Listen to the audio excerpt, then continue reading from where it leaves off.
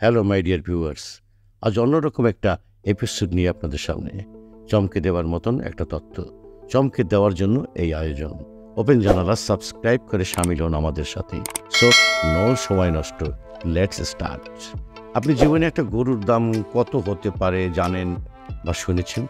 কিন্তু যদি বলা হয় খুব দামি একটা গরুর দাম, একটা গরুর দাম কত হতে পারে, কতদূর আপনি কল্পনা করতে পারেন? আপনার কল্পনাকেও ছাপিয়ে যেতে বাধ্য এই গরুটির দাম শুনে। সম্প্রতি ব্রাজিলে অনুষ্ঠিত এক নিলামে একটি নেলোর প্রজাতির গরু 48 লাখ মার্কিন ডলারে, বাংলাদেশি টাকায় 52 কোটি টাকায় বিক্রি হয়েছে।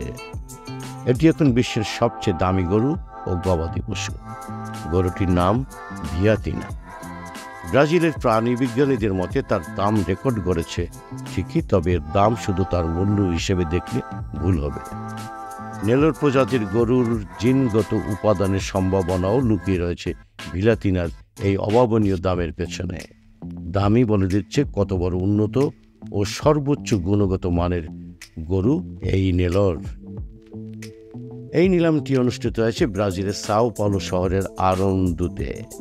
ভিয়াতিনার বয়স এখন 4.5 বছর। অরিজিনালি নেলোর জাতের গরুর উৎপত্তি কিন্তু ইন্ডিয়াতে।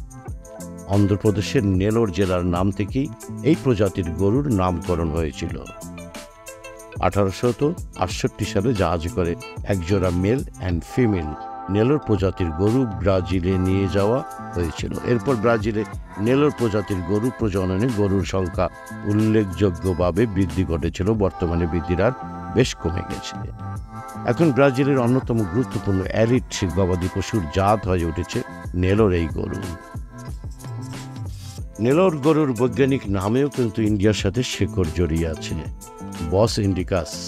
ব্রাজিলের প্রাণী বিজ্ঞানীদের মতে এই জাতের গরু উষ্ণ আবহাওয়ার সঙ্গে খাপ খাইয়ে নিতে পারে, ফলে গ্রীষ্মমণ্ডলীয় অঞ্চলে এই গরু পালন এবং প্রজনন অত্যন্ত সুবিধাজনক। এবং নেলোর প্রজাতির গরুর রোগ প্রতিরোধ ক্ষমতা অনেক বেশি আর মাংস বেশ উচ্চমানের। No more today, thanks all, bye by.